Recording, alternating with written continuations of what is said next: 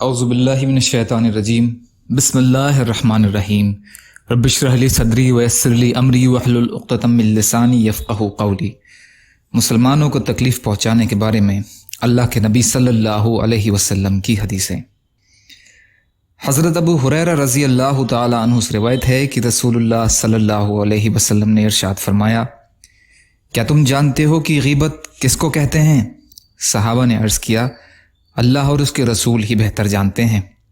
آپ صلی اللہ علیہ وسلم نے ارشاد فرمایا، اپنے مسلمان بھائی کی غیر موجودگی میں اس کے بارے میں ایسی بات کہنا جو اسے ناگوار گزرے، بس یہی غیبت ہے۔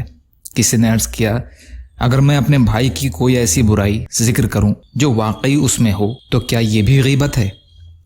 آپ صلی اللہ علیہ وسلم نے ارشاد فرمایا، اگر وہ برائی جو تم بیان کر رہے ہو اس میں موجود ہے تو تم نے اس کی غیبت کی ہے، اور اگر وہ برائی جو تم بیان کر رہے ہو اس میں موجود نہیں ہے تو پھر تم نے اس پر بہتان باندھا ہے۔ مسلم شریف۔